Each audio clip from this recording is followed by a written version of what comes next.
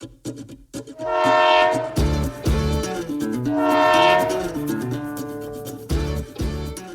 to the 266 Express. I'm John Noblitt, your host today. Co-host Donna Green is out, but I'm not solo today. Today with us we have Sanger's Mayor Thomas Muir. Mayor, how are you? Doing good. Good morning. Good morning, Sanger. Good morning, Sanger. We're having a great time here. Yes, we are. Most days, so I don't think this will be any different. So, Mayor, what inspired or motivated you to get involved with city government? Well, both my family and my wife's family, Elizabeth, her family, we've lived in Sanger basically forever. We're rooted here. We're invested here. Consequently, we wanted to make a positive impact in the community, kind of invest back in the community that invested in us. We grew up here. That led us to get involved in the city, a lot of different ways, right? The schools, the churches, community organizations. So kind of my city involvement is just an extension of and kind of a natural outflow of giving back to the town that really invested in me. So glad to do that. Yeah, and you serve in a lot of areas. How long have you been mayor here? So I was elected mayor in 2010, so that puts us almost approaching 14 years. I was on council a little bit before that, so about 14 years. About 14 years, and so you're involved in the community. You're doing work. You're serving on boards and commissions through various things. Kind of what more took place on your journey to becoming mayor? How did that work out? Yeah. It's probably a long one if you think about it when you've lived in a town forever. Like I mentioned, I've grown up here. I never left here, even during my college years and my early career years. I graduated from UNT, local college, got my master's in tax, and even stayed in Sanger and commuted to downtown Dallas to work in one of the big international accounting firms in my early career days. So kind of stayed put even through my early years. Believe me, I understand the challenges of I-35 construction from that era of my life. They were building it back then, and then they rebuilt it after that. It never stops. Never stops. Living, here ultimately led me to serve, like I mentioned earlier, several various organizations, Lions Club, the Education Foundation, church work, and others, just giving back. I ended up on the 4B board and the Planning and Zoning Commission, both of which are really critical to the city's planning. And kind of the future and the issues the city is facing. So it kind of helped me see city decision-making early on before I was even ever on council or in the mayor position.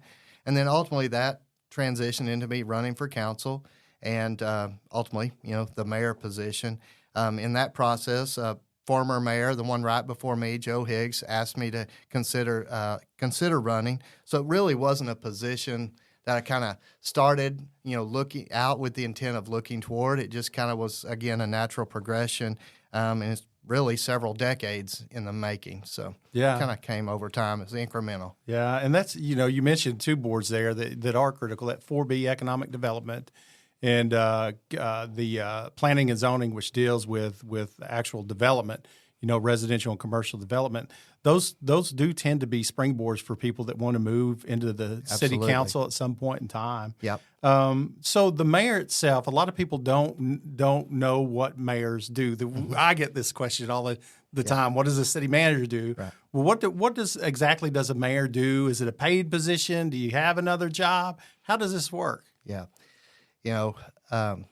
What I've tried to do as a mayor is work in tandem with you, the city manager, and prior city managers, and the council, obviously to help with strategic direction of the city, prioritizing areas of focus, trying to help make the difficult decisions of allocating funds. I mean, we have limited, scarce resources, right?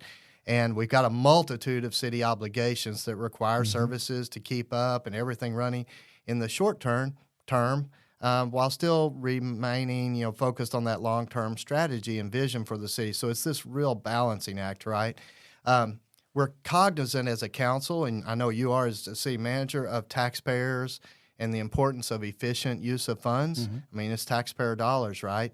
That leads us to tough decisions because we don't build up this, unlimited amount of resources because that comes from the taxpayers. So we have to take the scarce resources, prioritize those, spend them in the areas that are most urgent and then most strategic over time. And, if we had an unlimited checkbook, we'd do it all right now. Yeah. That's what I always say. Yeah. So, but we don't. So we live in that real world, just like we all budget our personal finances and have to choose priorities, right? So I help strategically on that front. And I think council and everybody understands that resources, we don't want to overtax in order to maybe accelerate some things. We've got to do it measured along the way. The second part of your question, I think, was you asked if this is a paid position. I have a funny story about that, and hopefully it's not too long. Several times I've been asked to come into the third grade and do their civic. They have a civics emphasis periodically, and so come in and talk about city and what does the city do. And I use a series of numbers, and I write these numbers. They go from largest to smallest on the board, and just to intrigue them. I don't put the categories of what they're about. It's just numbers, from millions down to zero, right? And there are various things. The first number's in the millions. That's the city's budget, and we talk about the resources and the spending. The next number's a little bit over 9,000, and we talk about that being the population, and that's about how big Sanger is. The next number is around 2,500, and that's the population of Sanger when I was in third grade. So I try to step into their shoes and let them see how much Sanger has grown from 2,500 to 9,000 now they, of course, think I'm old and gray. And, so it's an eternity since I've been in third grade, which is probably mostly true. But anyway, the next number I have on the board is just a little bit under 100, and that's the number of city employees that we have across all our departments.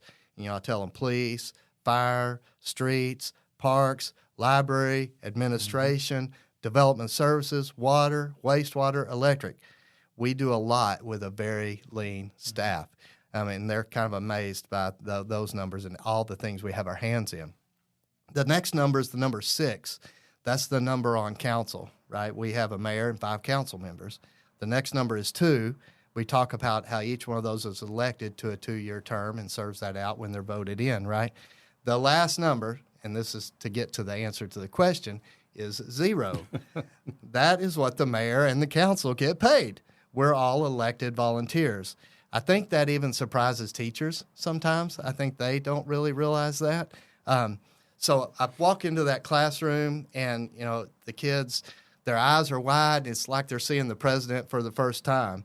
When you leave them and tell them that you make 0, that image has deflated very quickly. And you're just a regular old guy. If you're only making 0, they wonder what the heck you're doing. So anyway, it's a pretty fun way to talk about the fact that we're volunteerism and all the things that are going on in the city and the civic basis. So sorry for the long answer. No.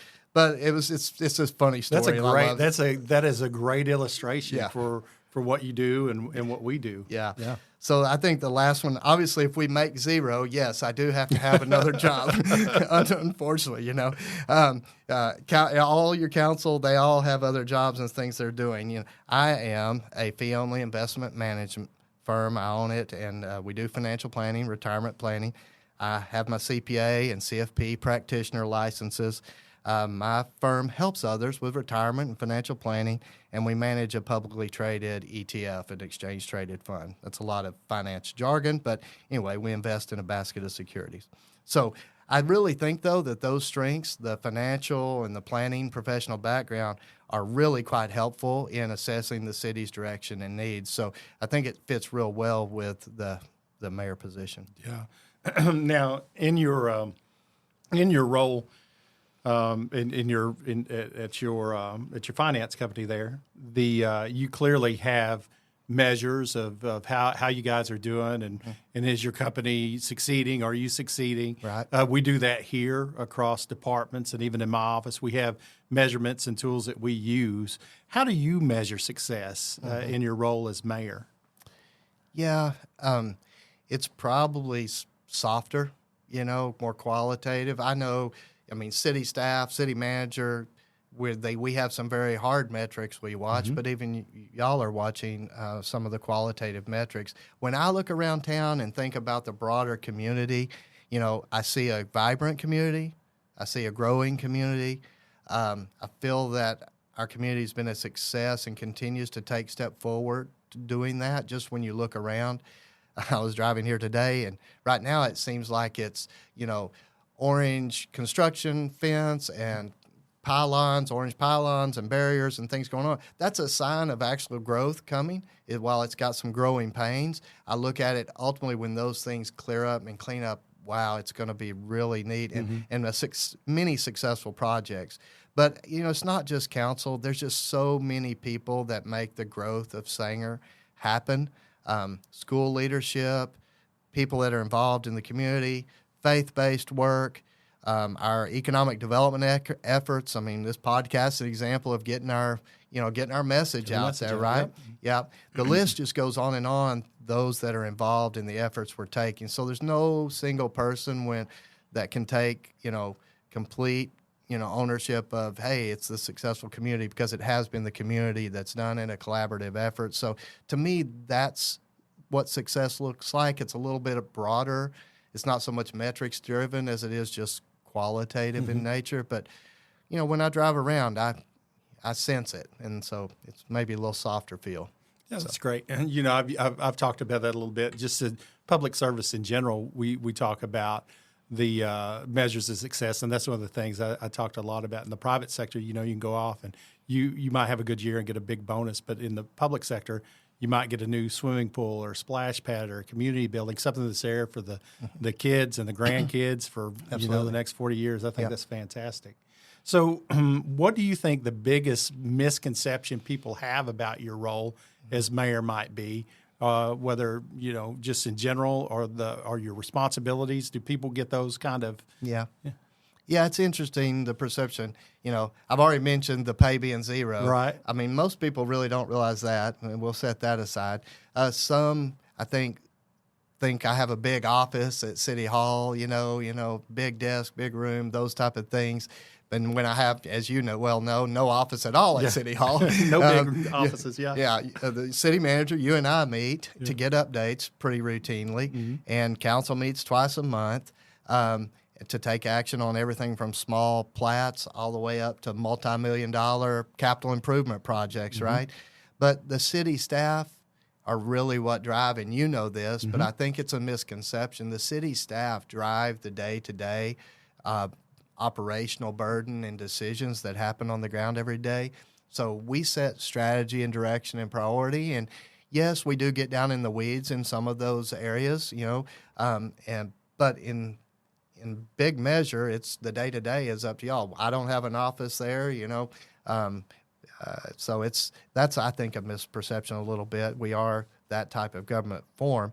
Also, I think some people think council can just make things happen sometimes, right? Whether that's developments or retail businesses, they want to come. Obviously, and I hate to even bring it up, but I will just for the sake of total transparency, is, the hottest topic is always the grocery store, right? Yeah. Sanger has been, and I just put in quotes here in my mind, has been open for business for a quality grocer for some years now. And our economic development staff has been out working tirelessly for that period of time, selling Sanger, getting in front of people, going to trade shows, doing all those things. We're now getting enough rooftops that those larger developers, they look and see the improvements, rooftops, FM 455 under construction, I-35 getting improved in the future. Those things have put us on the map, I think, with developers, in addition to all the efforts we've made over the years. So I often say, we live in a capitalistic society. When businesses see that there's enough people to support what they're wanting to do, they get interested. And we have done all I think we can do to encourage quality development so that those desired retail amenities that everybody's wanting, whether it's grocery store or other things, out to eat, other, shopping opportunities, will locate in Sanger. But the misconception is we can't make them do it. We can just encourage them to do it. Yeah.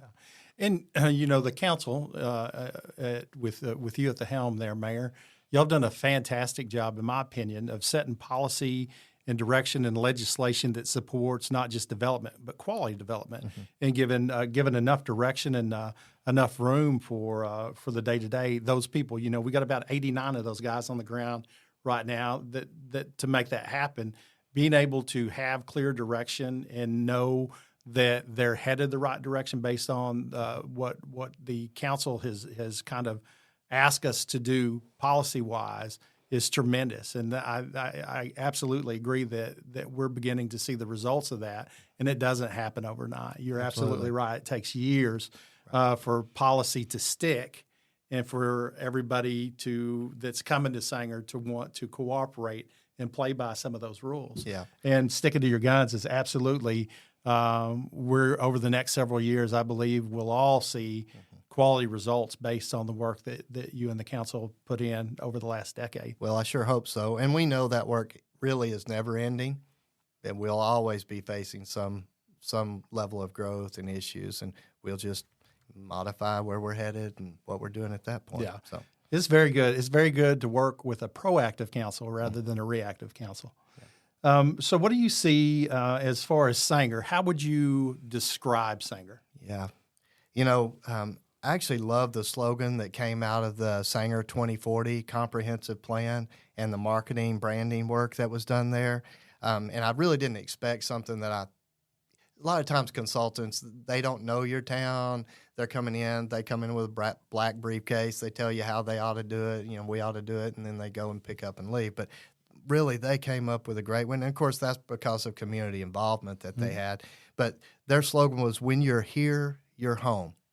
And I love that slogan. I think it fits Sanger perfectly. When I think of Sanger, I grew up in, it was home. When I think of Sanger, that's over 3 times that size, from when I grew up. And we're still home. There's a sense of community that Sanger has been able to maintain. Our city rallies around those in need. It rallies around its schools, its sports teams. It helps others when they're in need. An example, as I was thinking about this discussion this morning, was just the Ice-Mageddon that happened, years ago. Everyone was stranded on the highway. Literally, it was a parking lot in in the 0-degree weather. Ice everywhere, and no one could go anywhere. Well, the city employees, the city as a whole, just parts of the community got out in 4-wheel drives and 4-wheelers and tractors and got people into the churches, into other safe places so that they could hang out while all of that came to bear. So our city responds. We're a community, and we're home, whether it's somebody who's planted their life, maybe like mine, for multi-generations, or they're just new to the town, or maybe they're stuck on the highway like in the Ice-Mageddon, just passing through. Well, they're part of our community for that time. And so Sanger's been great to have that type of kind of vibe about it. And I'm proud that that's, I think, what we would be known for. I hope that's what we would be known for. We're experiencing some pretty rapid growth, and probably, and you're very aware of this. And over the next several years, we think that growth could be exponential. We're doing everything we can to manage it. I know the council is as well. But what do you believe are the biggest challenges we're facing right now? Yeah, challenges, and I think Sanger's in a natural line of growth. Coming down the I-35, Metroplex is moving our way naturally. In many ways, we're kind of the gateway city, or a gateway city, into the Metroplex. We're at that apex of the Dallas-Fort Worth triangle, us and Denton in that. It means growth is coming here. Council just spent 2 full days at its annual retreat, with the help of staff and directed by staff, reviewing all aspects of the city's plans, the infrastructure, making sure we have a plan to meet that growth. I mean, the growth is a blessing, but it's also a challenge at the same time. We kind of set some practical, what I might call to-do lists for the top priorities of where we were headed. Obviously we want to see the completion of 455, but really other things, key pieces of infrastructure like Marion and Bells Road, a larger transformers for our electrical substation to handle that type of growth. Some of these things people will see, like the roads. A transformer, they probably won't even understand or see the impact of that. We're also looking for sites in a new place for a comprehensive public safety facility on the east side of town. I think finding that site, figuring the financing on that's a challenge, but it's an opportunity. We want to put fire coverage so that it's on both sides of the rail tracks. This facility probably, as you know, our plan would be, if we had a vision for it, again, we're talking vision, at this point, but it's police, fire, and probably the courts. So it would be this comprehensive facility citizens could come to and use, and our emergency responders would have top quality resources. Council has approved, as you know, some of the zoning and use for the larger development that will ultimately house the grocery store in town. We've tried to encourage that development and encourage them to do retail at the same time they're implementing their residential plan.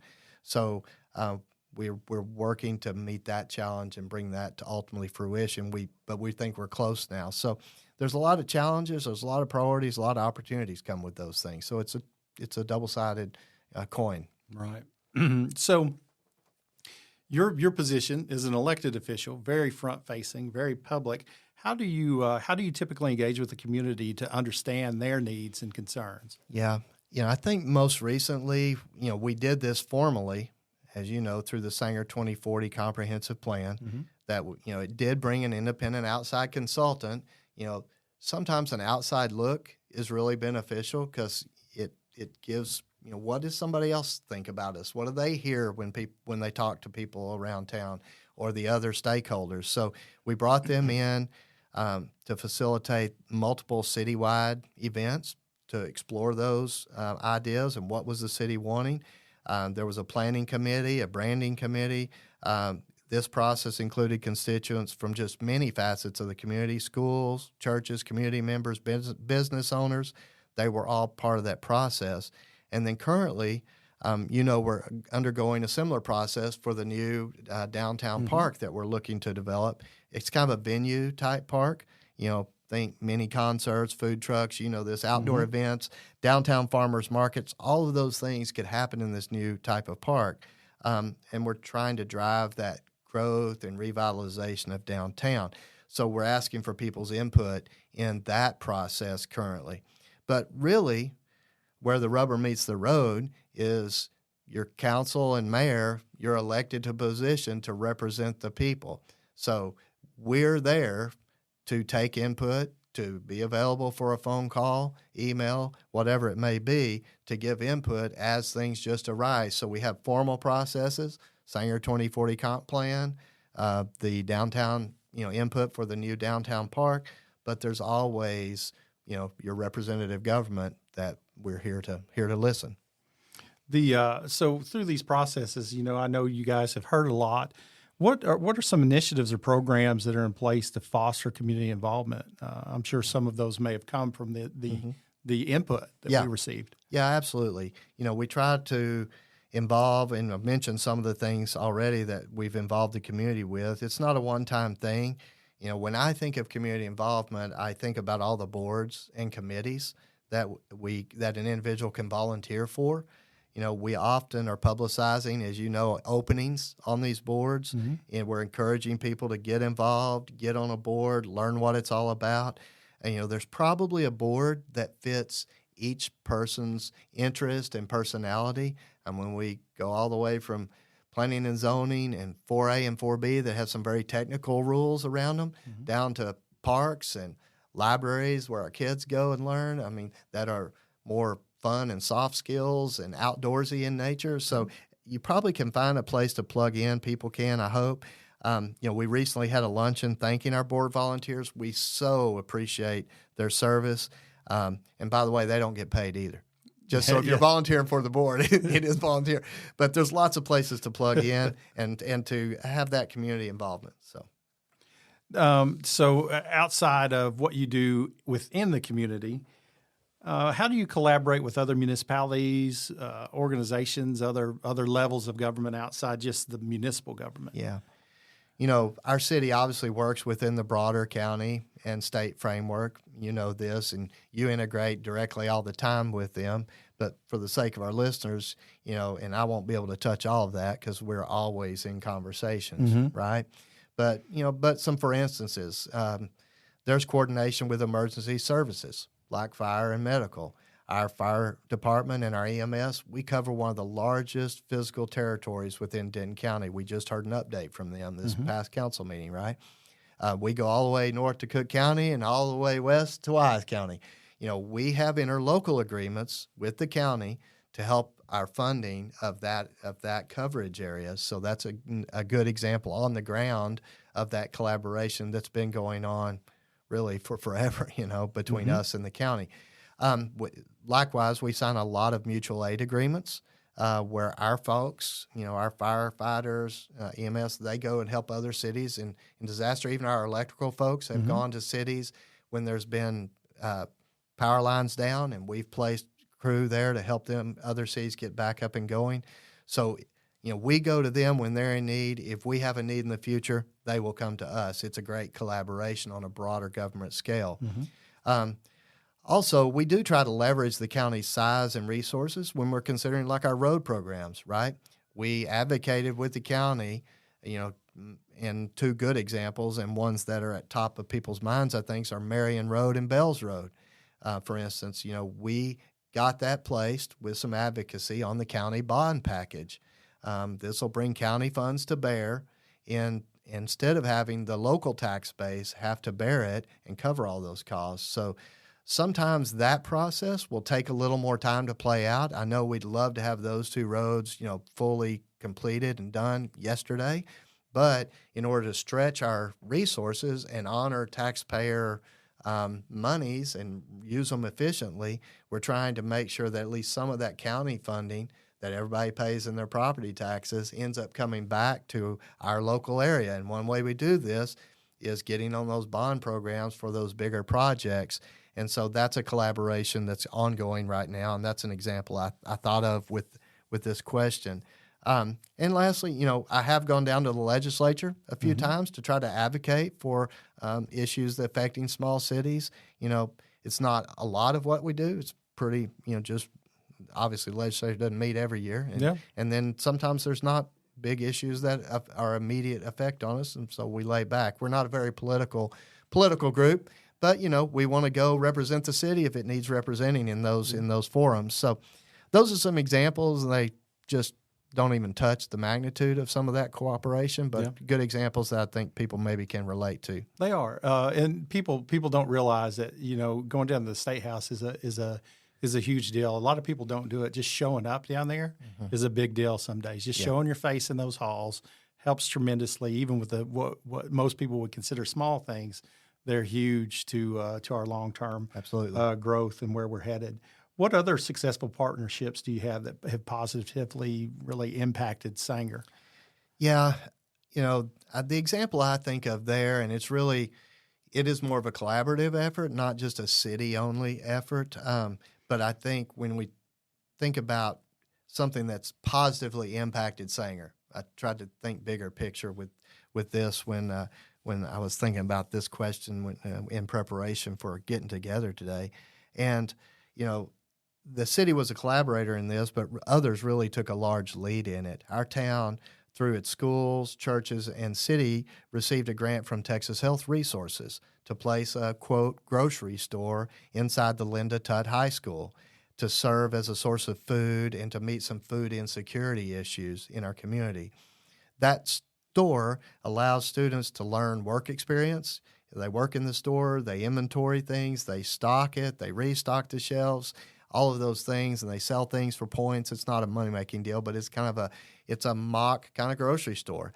But it provides for the needs of the community. Some of those students that are in need, and some of the community comes in and uses it when they're looking for food items. That grant also provides some additional counseling services to the students, both in the school and then outside through First Refuge Ministries. It provided food pantry and counseling there in First Refuge. What makes this such a great project is that the school's work, and I would say most specifically, just to give credit where it's due, Dr. Ann Hughes, this project gained national and international attention. Sanger has received national awards for this program. The program was chosen by Texas Health Resources across all of its other impact regions to put in place because it was so successful here. They really only chose one focused program to do and to replicate, and it was our program. What started as an idea in our community participants, it's become a regional initiative. So when you think about positively impacting Sanger, this one actually reaches even outside of Sanger and goes even further. So when I say Sanger takes care of its community. This is a great example of that collaboration in our community. This community, when faced with some speed bumps in that project, because I was involved in some of the meetings on that project, you refused to let them get in the way and get it set aside. Work through all of those, and many in the schools, the community, and the faith-based community have made it a reality. And it's kind of regional in nature. I'm super proud that we get the Sanger gets attached to that type of project. Yeah, it's an outstanding program, and we'll put down in the comments if anybody wants to know any more. We actually met and talked about the Linda type program specifically, and we can link back to that if anybody wants to hear more about that program. It is an incredible program, and it is an incredible show of how Sanger as a community supports community. Absolutely. So what is the city council's vision for the city's future, and how do you guys plan on achieving that? Yeah. That's a tough question. I never want to speak as a sole voice for council, but I believe I have a pretty good feel for what council would say.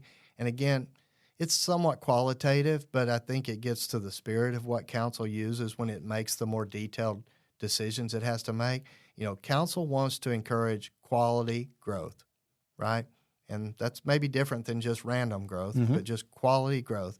Growth is coming, and we want to manage it smartly and encourage the right mix of quality development. We want businesses to come to Sanger, encourage them to come. We've always said we want to be a business-friendly environment, but that's not at the expense of quality and a family-friendly community feel. Again, that slogan, when you're here, you're home. I think we want to try to keep that. I believe council believes in Sanger and that it's a great home for families, and that development needs to be quality and community-based and be what everybody would be proud to have here to the extent we can control it. And again, we can do everything we can to put bumpers around it and try to encourage the right things to come. And again, things come when they come, so. As far as other successful initiatives that made a difference in the standards of living for the residents of Sanger, do any come to mind? When you think about that, I think there's just a overall rewarding kind of environment here. When you think about, I'm trying to think about just standard of living as a whole, I would guess the downtown, not the downtown, but the Sanger Sports Park that we have on the highway. When I think about standard of living as a whole, I think there's so many people that use that. We've used it. A lot of people out there daily. If you drive by on the highway, you'll see them walking it. Obviously, the softball fields, they are used routinely. We've used it for Freedom Fest, for like big events, so that the city as a whole and even visitors have come to. So we're encouraging economic development with that. It's really almost like a billboard for Sanger, if you want to call it that. When you drive down I-35, it feels, people, I hope, they look over there and say, wow, that's a really neat looking park. It's well done. Look at the people on it walking and jogging and, with their dogs and the other things. And they go, hey, that's a community. That's the type of community I want to be involved in. So I think Sanger residents see it as quality of life, and they have used it extensively. We have plans to do some additional park work right on the opposite side of 35, so I think that will extend even further into the future. So I think it's a good example of a quality of life initiative. Most people don't understand 4B board because that's a quality of life initiative, and 4B board was instrumental in some of the funding and getting that in place along with council's vision. But really, the funding mechanism was one of those boards that people can be involved in and have an impact on, and it's a huge standard of living issue. So. Yeah, and I've been in other communities that don't place the emphasis on those things. What I very much appreciate about you and the council, we're doing everything. We see it online all the time. Well, hey, why are you doing this when you should be doing that? Or you should really worry about this instead of that. We're worrying about it all. And I know the council worries about it all. And I know you worry about it all, but you still don't, you tend to give us the room to operate and the vision to balance those things so that all those things can happen in due time, and usually it's pretty good time. So with the expansion of Porter Park coming up as well, that's fantastic. The downtown park as a destination park is an incredible vision to help drive development downtown, which ultimately I think is a part of the goal according to the comprehensive plan and the vision of the council that was given to us. And I don't know that you guys always get enough credit, or you get enough credit for the visionary work that it takes to manage all of these things. So even though it may appear that we're only focused on this thing, that's not truly the case. We're focused on all of these things. Yeah, we're always trying to, and I've told you as we've sat, we're always trying to push every initiative forward some. Yeah. Some of them are more forward-facing, and some are just flushing the commodes and turning on the lights and running, making sure the police have the resources to run. And so they're the things sometimes are taken for granted. Yeah, and I've been in I've been in a lot of meetings with you. I've been in a lot of meetings with the council, and I've never heard anybody on that council say, well, what are y'all going to do for us? It's always, what are you going to do for our citizens? What are you going to do for our community? There's always, that's a principal aspect of any discussion that we have at any table. And I think I benefit from being able to see that behind the scenes, and most people don't. And I'm very appreciative of it, Mayor. Thank you. So what is the one thing you wish people knew about Sanger? Well, I think Sanger is a hidden gem in the midst of a really fast-growing metroplex. Selfishly, I love the Sanger of past, and I love the Sanger of now, but I know growth is coming, right? My wish is that those families that hear about Sanger would hear that we're a community that cares. If you want to raise your kids in this type of environment and contribute to that community feel, please come, right? It's an invitation. We want that type of person. Be a part of the community that's growing, but wants to keep that close-knit feel even with that growth, right? I wish people could understand the level of investment and ownership that this community shares.